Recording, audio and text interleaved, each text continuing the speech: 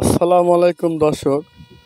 আমাদের বিল্ডিংয়ে আমাদের এই মিস্ত্রি ভাই একজন সুদক্ষ, সুদর্শন, অভিজ্ঞতা সম্পন্ন একজন মানুষ।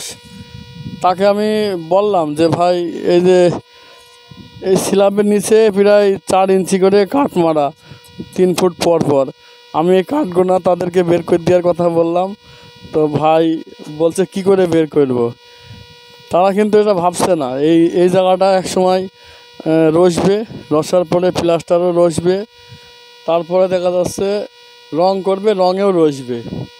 তো আমাদের বিল্ডিংয়ে যাই হোক, এটা কুড়ে মিস্ত্রি, এটা ভুল করেছে, এরা বের করছে না, আমি বলার পরও বের করছে না। তো যারা পরবর্তী যারা বিল্ডিং করবেন, আমাদের যাই হোক দুর্ভাগ্য, কপাল খারাপ কুড়ে মিস্ত্রি, তাদের নিয়ে আর কিছু বলার নেই। এই যে কাঠগুনা, আপনাদের যারা বিল্ডিং করবেন অবশ্যই এই কাঠগুনা বের করেন। আমি যেন ভালো করে দেখাচ্ছি, প্রত্যেকটাই 3 ফুট পর পর এই কাঠ আছে। আমাদের মিস্ত্রি যেহেতু কুড়িয়ে, তারা হচ্ছে টাকা পান, তাকাচ্ছে কীভাবে মিয়ার কাছ থেকে হচ্ছে মুতলা নেবে, সেই দিকে তারা ফলো করছে। দর্শকের আমাদের প্রত্যেকটা এইভাবে কাঠ ঢুকানো রয়েছে। আমরা হচ্ছে তাদের বলে পারছি নি যে কাঠগুনা বের কর, কোনো অবস্থাতেই বের করছে না।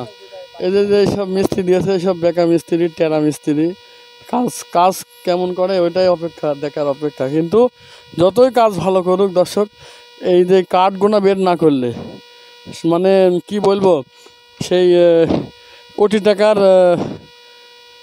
সম্পদ খেলেও 3 টাকার ছাগলে, না কি একটা কথা আছে না, মানে মানে লাখ টাকার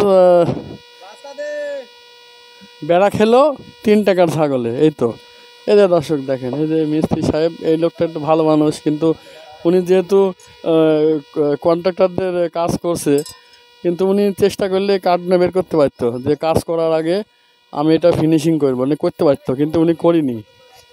সব গোয়ালের সব গরুই এক, একটা গোয়ালে যদি ধাড়ি খাসি যাই থাক, সব গরুই এক, এরকম গরু।